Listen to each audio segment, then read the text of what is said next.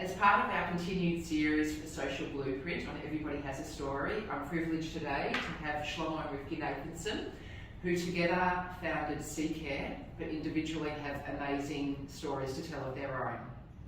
Okay, so it's obviously a little bit more tricky when there's two people, because you've both got individual stories that merge as one at times, but you're also on your own journeys, so there's interesting things apart and separate. So I want to take you both way back when. Tell me a little bit about, taking turns, where you both grew up and what family life was like for you both. Start with you, Shlomo. Yeah. I was born in New Orleans, Louisiana, and lived there for the first 6 years of my life. So, fond childhood memories of a very small, tight-knit Jewish community. In our little Hebrew day school, I had one very close friend, and that pretty much made up our class. And yeah, a lot of great memories from back in New Orleans. I've been back quite a few times to visit the community.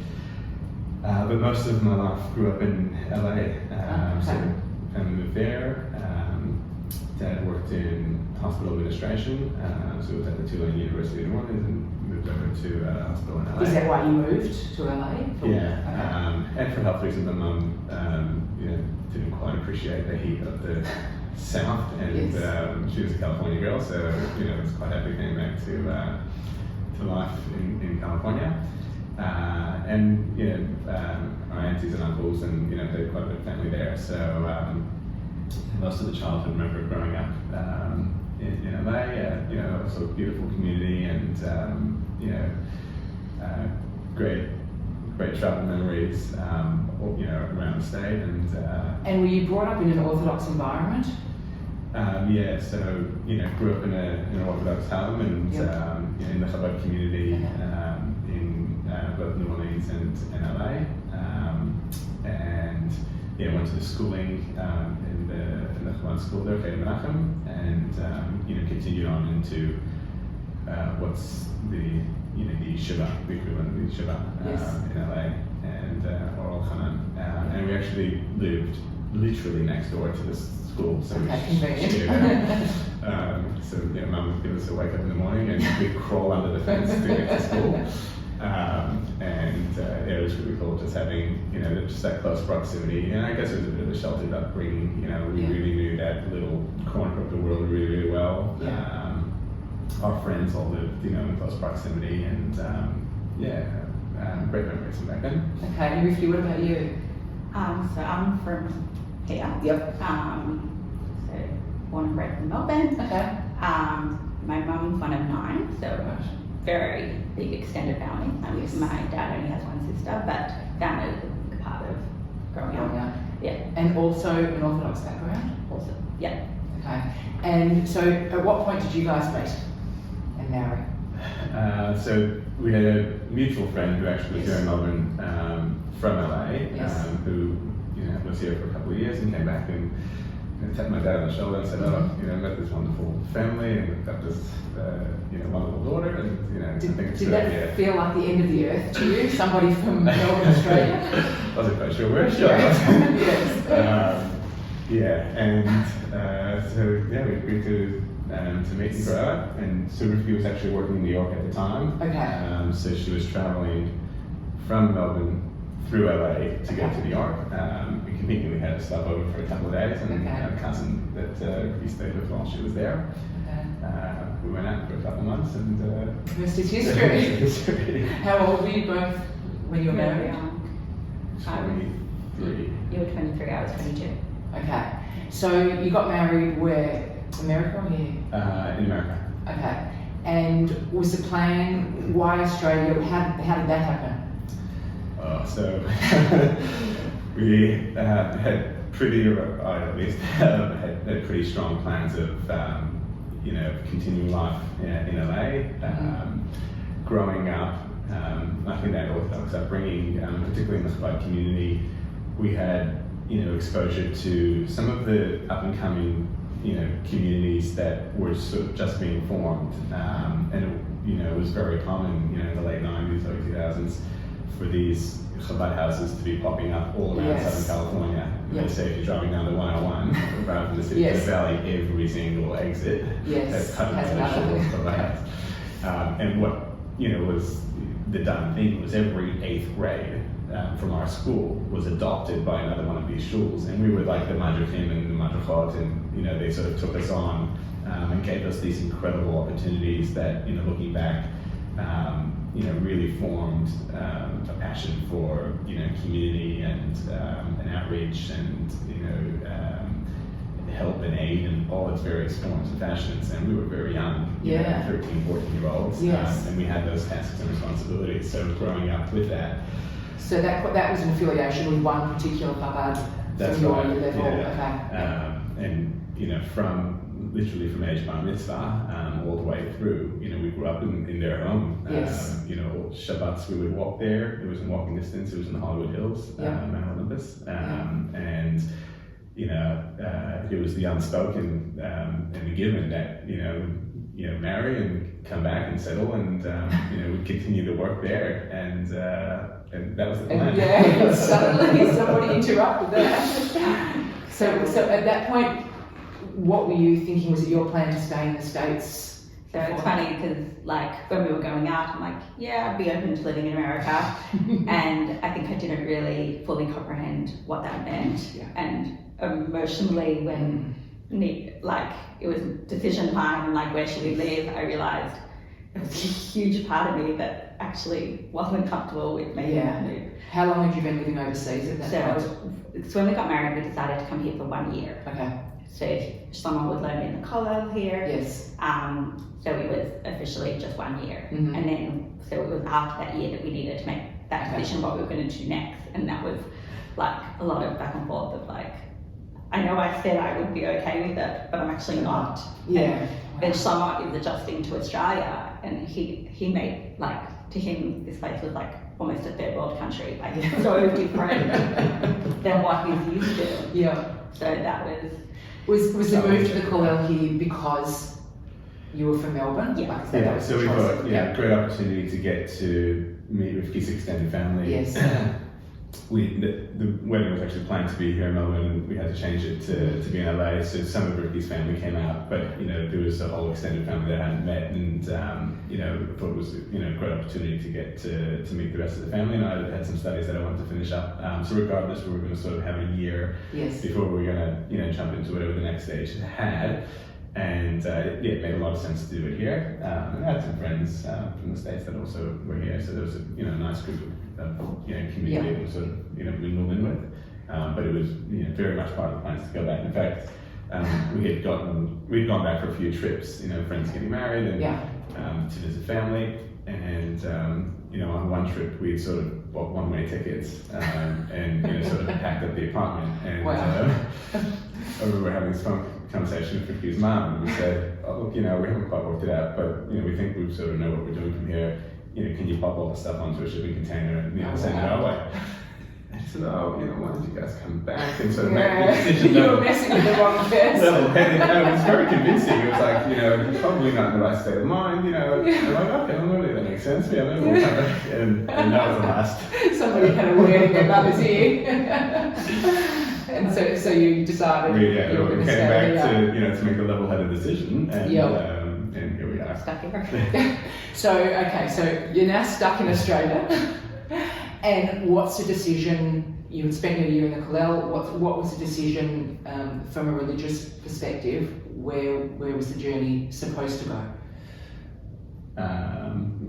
So we both were quite passionate about community work, and Rivki didn't talk much about your exposure to community life and all the various roles that so we both kind of really wanted to get involved on some level in some community, and the idea was it was all set up in the States, but that passion was still very much part of where we wanted to go from there. So we figured whilst we're here and whilst we're exploring some options, let's sort of have a look around and see if there's opportunity to contribute in some way. Is there a support network? How does it work from the Chabad perspective in terms of selecting an area that you're going to do work in? Is that a choice? Is it a decree, for want of a better word? Is somebody guiding you with that? I think different regions sort of operate in different ways. Yeah. Some have a very, methodical process where, using census and data, they sort of identify where pockets are and that, are hotspots that, don't have much in the way of infrastructure. Here it was sort of a feel on your own type thing. So this was 2007 and 8 and 2008 9. So I think we took the 2008 census and we started sort of just crunching some of the data ourselves and, looking around and we sort of identified that within the, Port Melbourne, South Melbourne, docklands at the time, it was, the gentrification of that area was, it was sort of on the rise and the numbers were going up in terms of Jewish population and then in terms of Jewish infrastructure, although it's all sort of tight-knit, it's sort of outside of, what we traditionally call the Bay Belt here. And it looked like a cool place to, to offer some form of connection and affiliation to the Jewish community where, that infrastructure wasn't there at the time. Okay. I'm going to come back in a second to Port Melbourne, but so at this point you're 23, 24. Is this what you were envisaging for yourself? Like, what was your plan in your head? Yeah, so I did always see myself being involved in Jewish outreach and community, and I am passionate about it. Yeah. At some point along the way, I realised I also wanted to have a profession alongside that. Okay. But that decision came a bit later. Okay. Yeah. So, all right, so you've decided on Port Melbourne, and it's funny, obviously I didn't look at the census out here very closely, and to an outsider, I would just think Port Melbourne, wow, I would never have hit that as a hot spot. Well, it's not a hot spot. Well, you were really reading the fine print, weren't you? So, in logistical terms, were there enough people from Minyan in that area? Or that were happy to be shul goers? What sort of people they might identify as Jewish, but that's a big scale, yeah. Well, look, the first few conversations we had, were all but encouraging. We sort of had conversations and comments along the lines of, we belong to a shul, or if we wanted a shul, there's one down the road. We're okay, thank you. Yeah. And is it literally a door knocking type thing? That's how it sounded. Or sort of friends of friends. Got to know people. Most lovely and welcoming. But in terms of excitement for a Jewish centre, wasn't off the bat. But slowly got to know more people around. And I guess the Minyan wasn't the KPI that we're looking to achieve. Yeah. It was really around. Jewish life, inclusivity, connection, friendship, community. Yeah. And as far as that was concerned, it didn't take long till we felt that there was enough to contribute in that way. And I think we did start with, with the high holiday service. That must have been 2009 or 10. Okay. And enough to put together a minyan. Yeah. And we had, and then... Were you living in that community at that point? Well, shortly thereafter, okay. we found an apartment and moved in. Was that, that in itself would have been difficult. It's not a thriving community and presumably your family and friends weren't there. Yeah. Was that a challenge? When it's only down the road, it's not LA. We quickly made, I suppose what our circle of friends were with, the locals, and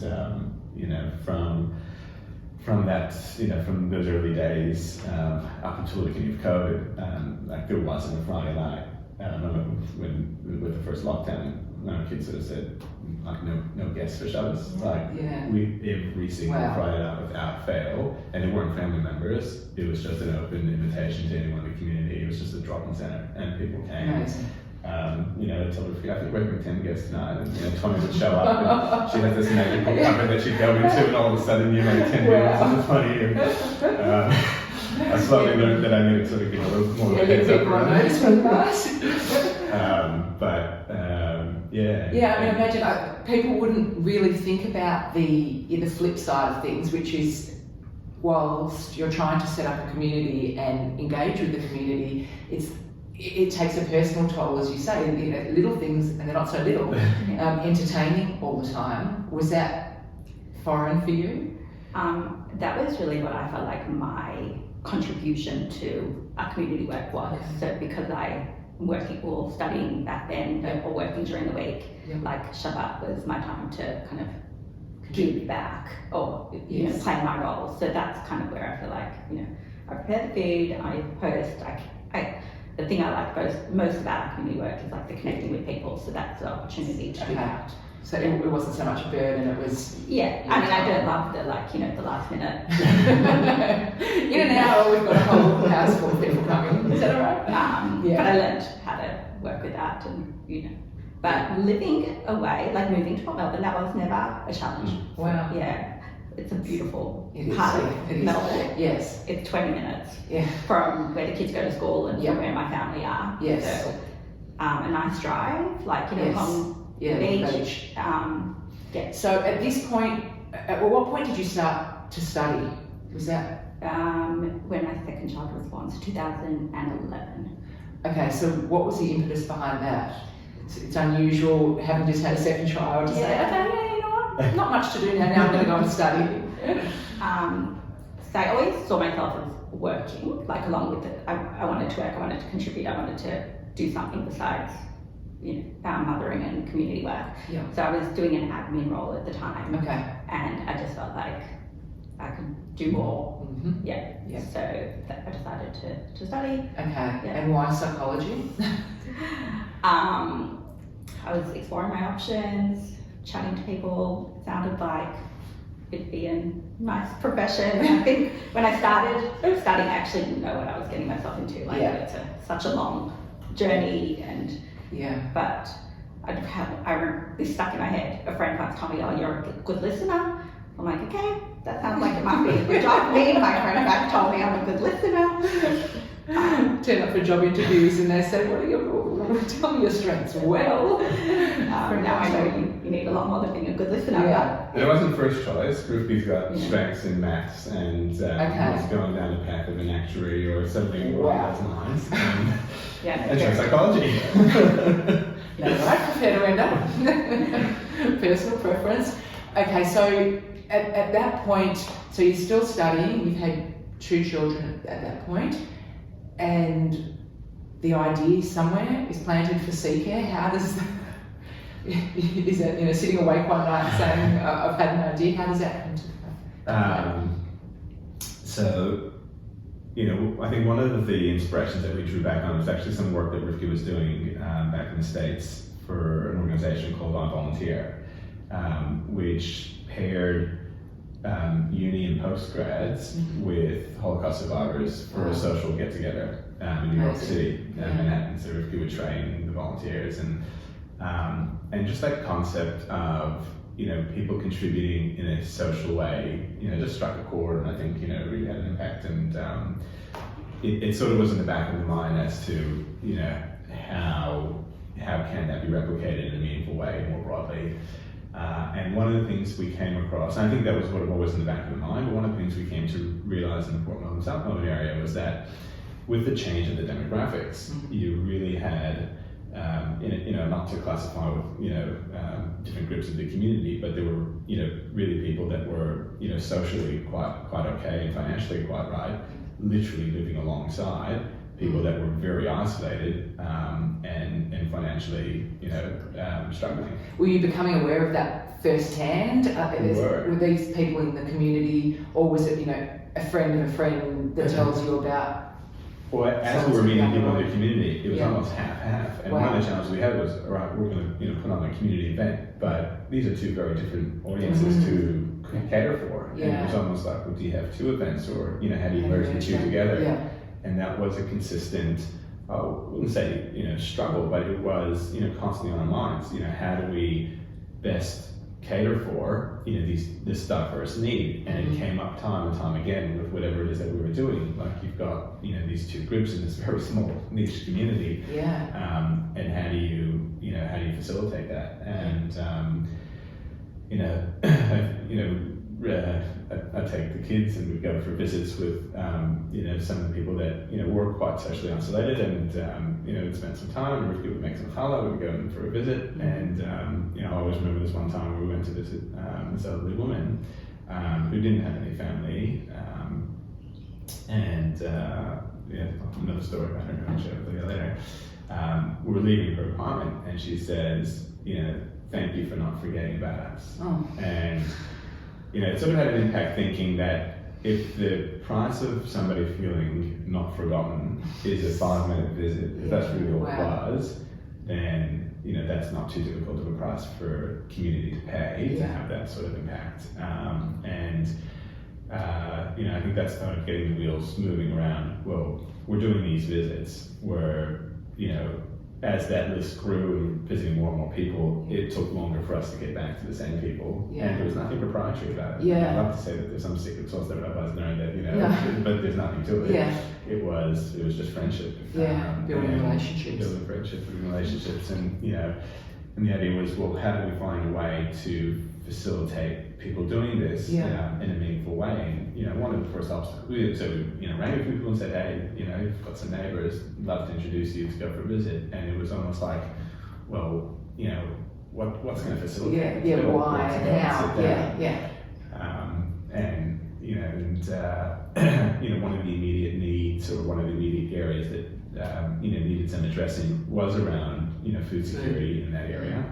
So we figured, what a better way than getting people together to cook. Typically Jewish. Nourish the soul and the stomach. I don't think, when we started CCare, I don't think you saw the CCare that is around today. You couldn't possibly. It was a very niche in your community. In fact,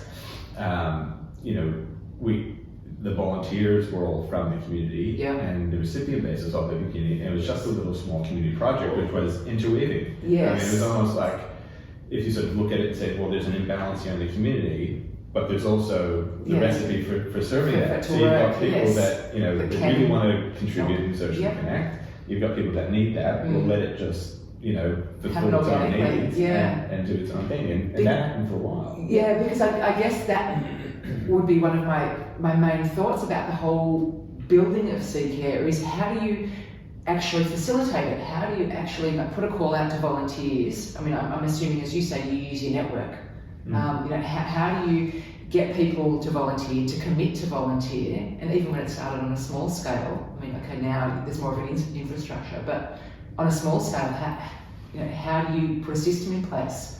Coming back to your first question from before, I remember vividly a conversation after, and we just ring people and say, hey, is this something that you'd like to be a part of, would you like to contribute and give some of your time to do this? And wouldn't get a no. I'd be ringing people, would you like to come to Shule? All right, thanks. And this one fellow said, Shule, we're showing you people, not for me, but this stuff, anytime you need. Wow, so you hit a nerve with people. Okay, well that's interesting. People want to connect in various different ways, and there should be a pathway for that. Yes.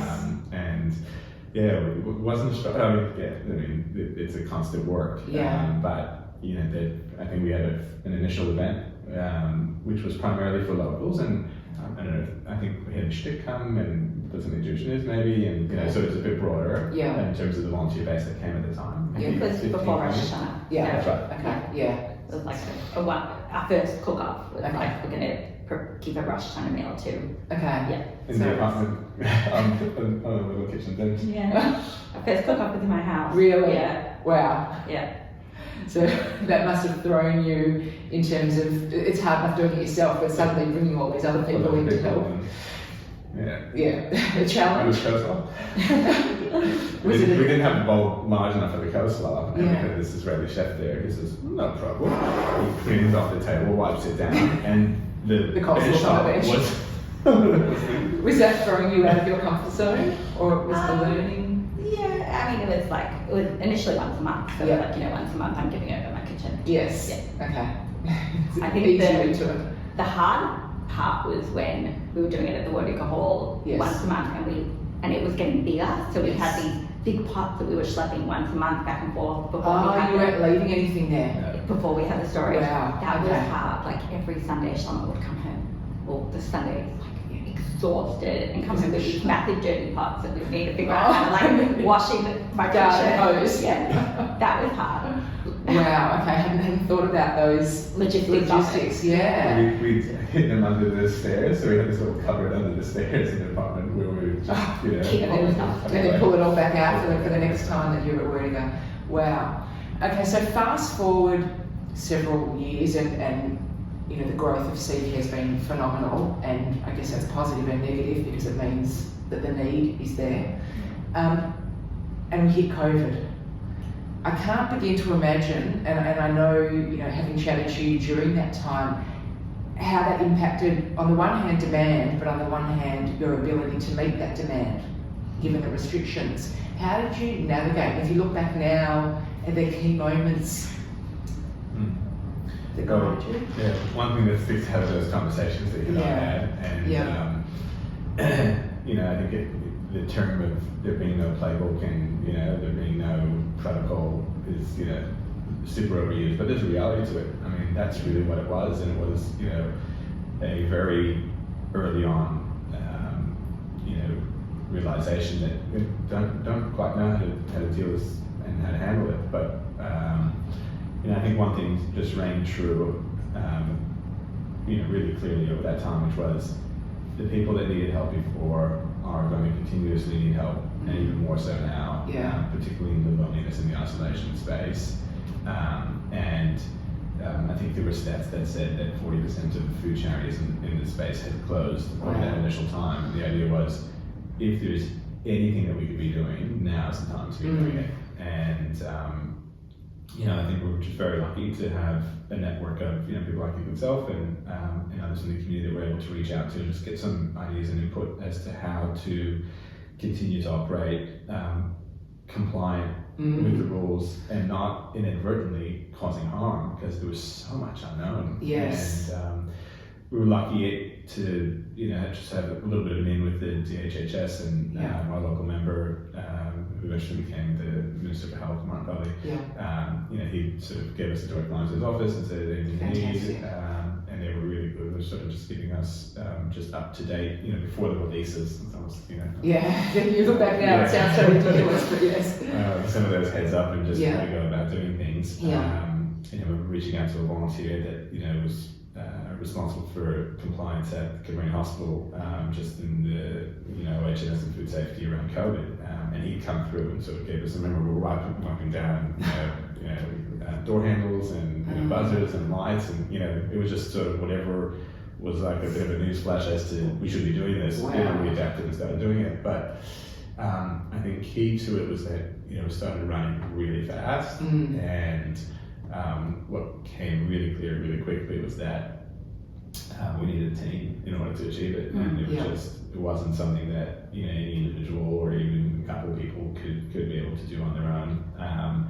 And you know, a few things were quite amazing. One is that you know, in my email inbox, I'm able to see, or I sort of get a preview of, you know, new volunteers that sign up, and new recipients that do. And I promise you, these first few weeks, it was, you know, for every person that reached out for help, there were 2 people that said, I want to help. Unbelievable. And that was an uncoordinated, like there were no campaigns going out. It was just, you know, sort of people wanted to do something.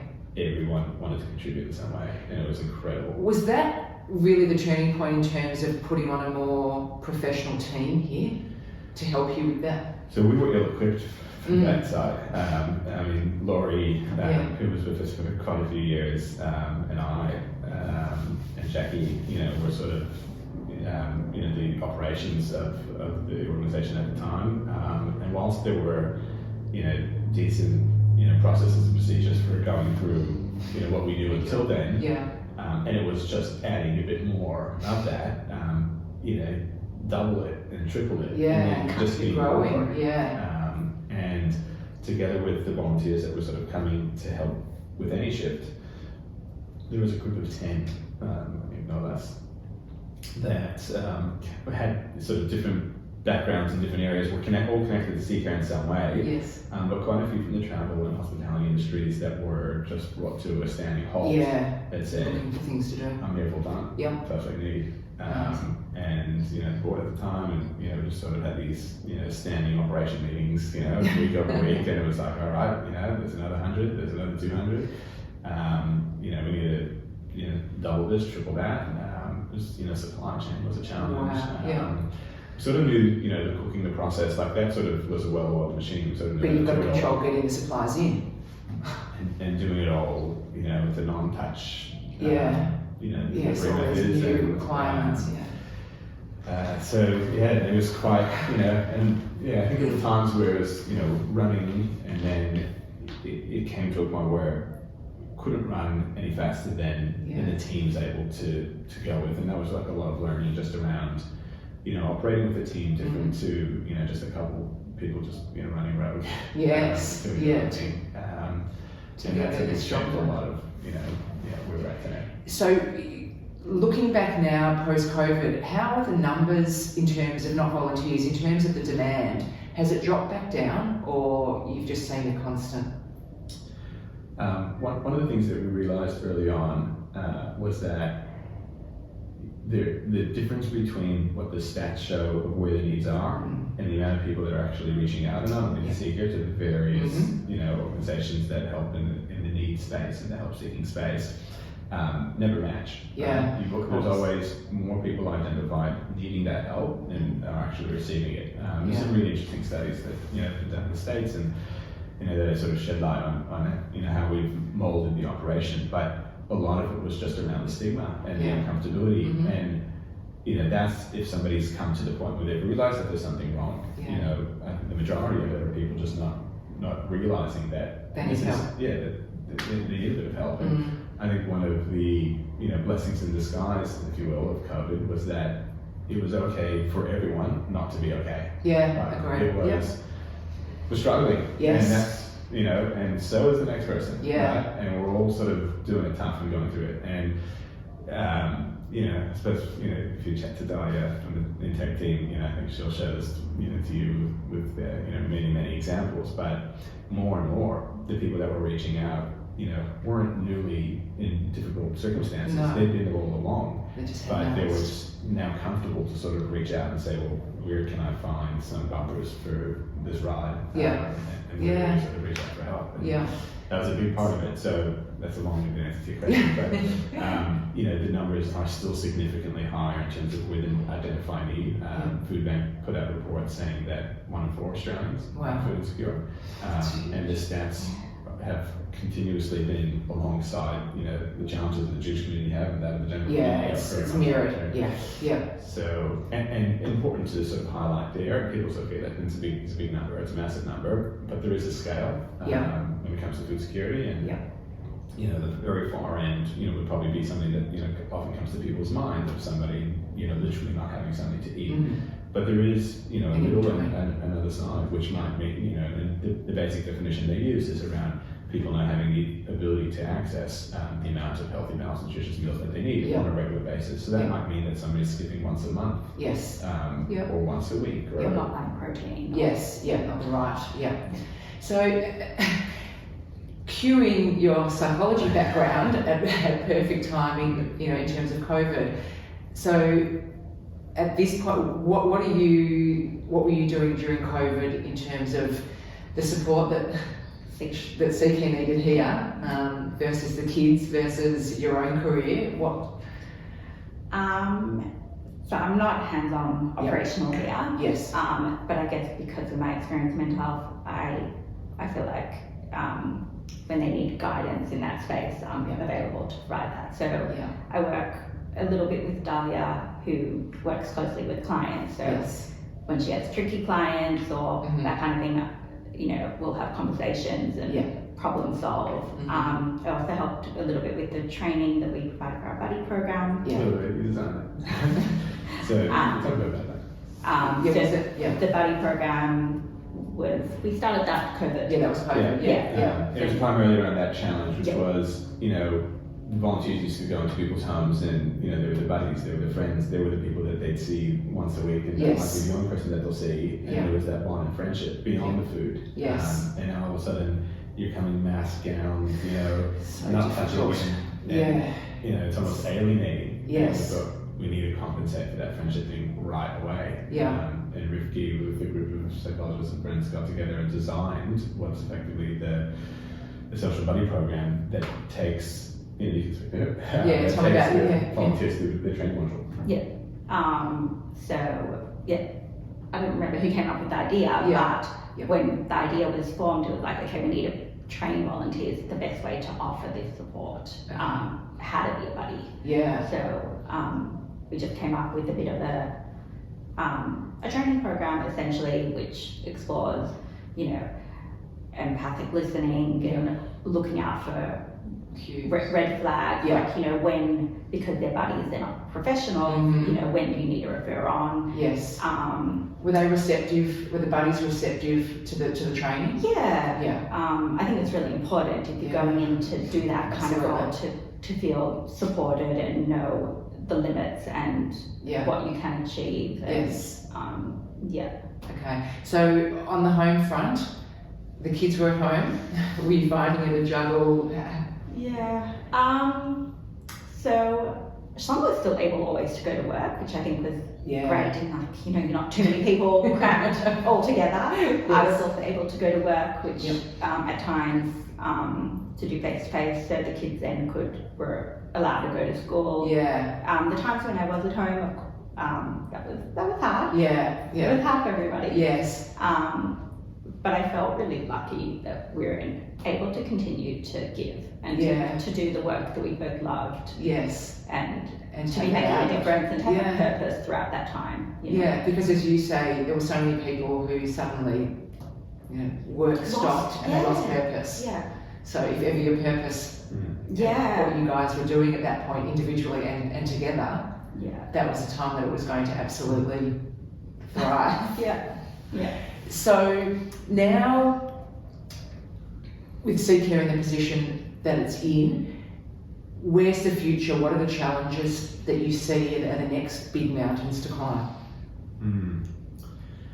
So, you know, we sort of look at it as a 3-step process with supporting recipients. The first one fundamentally being around ensuring that, you know, to sort of look at them as a hierarchy of needs, you know, you sort of can't progress if you don't have the basics covered. And from that end, just ensuring that, you know, from a food perspective, wherever people might sit in that food insecurity scale, that we're able to meet their needs and fill those gaps as a primary.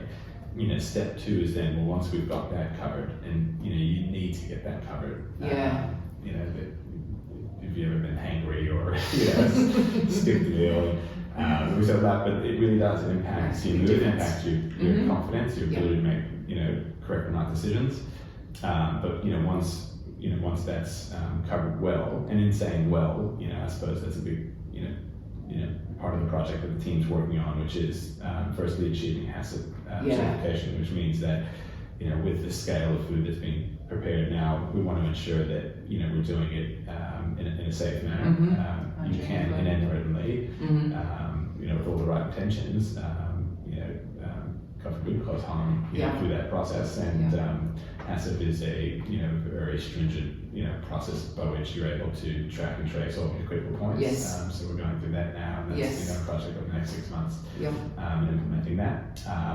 And you know, all the things around the food, which is kind of, you know, continuously to learn as to where the client's needs are in that space. In fact, there was a report, cut me on the exact details, also put out, I think, by Food Bank, that of the people not able to access food secure solutions were the culled communities, or people requiring culturally appropriate foods. Yeah. And I think it was at 50% or a very high percentage of people in those communities not being able to access it. And for us, that's a large proportion of the people. Yes. And not only from I suppose from a cultural perspective, but also taste and diet. And, it's very easy to make a single product, a lot of them.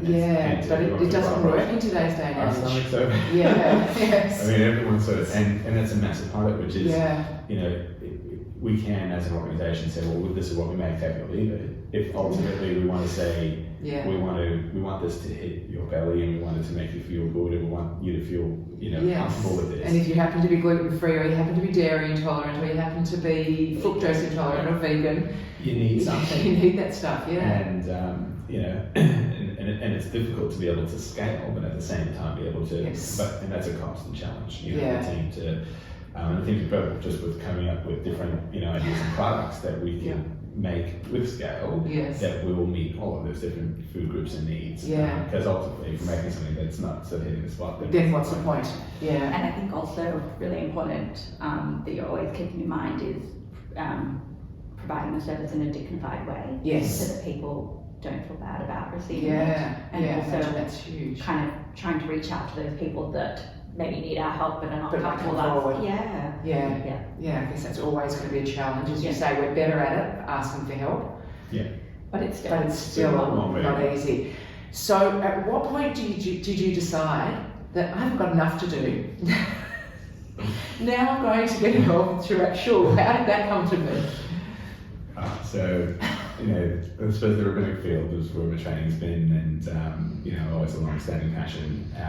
And while we're doing the Port Melbourne piece of work, I'd frequent the Toorak Shule, and when we wouldn't have meeting because we couldn't pull it together all the time. I think we started with once a month, and then it was every other week. But all the other, Shabbos, prayers and services, I'd be hanging out with my mates at the Toorak Shule. Just spent some time there and got to know the community for a good few years, and after a period of time they sort of asked me to come and join the staff and the team, and sort of been working alongside the various rabbis that were serving there over the last 7 years. And they'd sort of gone out to advertise a couple of times, and sort of had my plate full and couldn't really contribute, so didn't really offer to help in that way. But over COVID, the previous rabbi had moved on, and they said, look, you're effectively doing a parallel piece of work a couple of kilometres over. How about we bring it all together and sort of stronger and better together. So it made a whole lot of sense, and it was, I guess, two passionate areas that sort of lived and worked with over time, and it made a whole lot of sense. And were you nervous about it?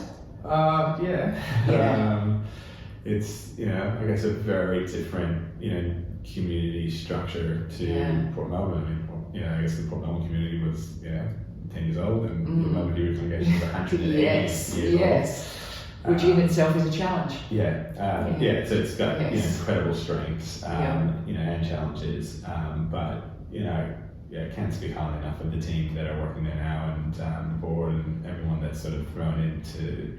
And it's incredible to meet people that have these multi-generational connections to Shul that celebrated family events.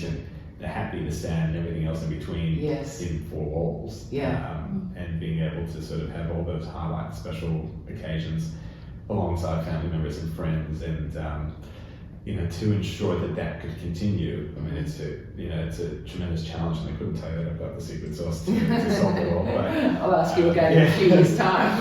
But loving the challenge, and with Rivki and the kids getting to know people in the community. For them.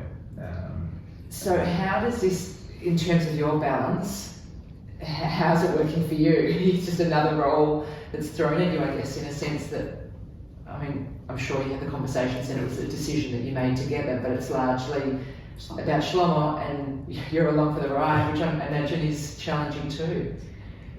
I mean, I am very supportive of Shlomo doing the things that he's passionate about, and I'm passionate about him playing Yes. that role too. Yes. And I suppose, on a day-to-day, there's not that much that's expected of me. So, Yes. Yeah. and the role that I do play, that I really enjoy. Great. Yeah, so really happy to do that. So on a day-to-day basis, your focus is now on other than the family, Yeah. on your psychology. So I work 3 days a week Yep. in that role. So my other 2 days are getting life stuff done, Yeah. but also, contributing to community Yeah. work. And Yes. so we have, so some married couples as part Yes. of Toorak Shule, so, and I learn with Okay. the bride Yes. or, that kind of thing. Yeah. It's amazingly diverse. You're balancing your 5 children. How old's the youngest? It's 2, just turned 2. Wow. Yeah. So you've got your hands full, but you sound like you're enjoying it. And Yes. I must ask you, after I had a conversation with somebody yesterday, and we were talking about, and you've probably heard this, about there's been a podcast that I've listened to bits of, but the podcast and there's been backlash about Orthodox women in the community and in communities around the world, and it's come from the perspective of Orthodox women who are given a role that they don't, and treatment that they don't necessarily enjoy or want, and whether they're trapped in that role. And I'm interested, I don't know whether you've heard any of this, okay, I'll share it with you afterwards, but I'm interested in your perspective as an Orthodox woman with so many hats on, the information and the hype that came out of unorthodox, what your perspective is. I'm trying to remember, I watched that a while ago. Yeah.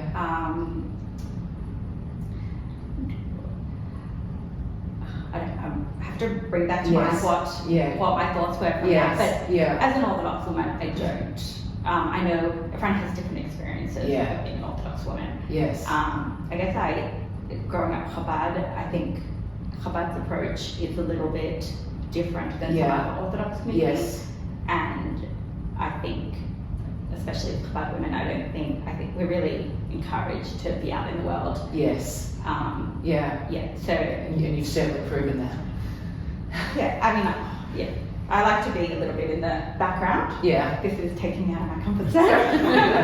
But behind every great man is an even better woman who's pushing along and giving the encouragement. Well, thank you both so much for your time. I could keep going and going and going because there's so many interesting things that you're both doing and involved in. But thank you for your time. Thank you. And really appreciate you talking to us, and I appreciate you putting yourself out of your comfort zone. Hopefully to encourage and inspire. Yeah, absolutely. So- And wishing you both so much more success in your endeavours in the community and here at CCare. So thank you. Thank you. Thank you.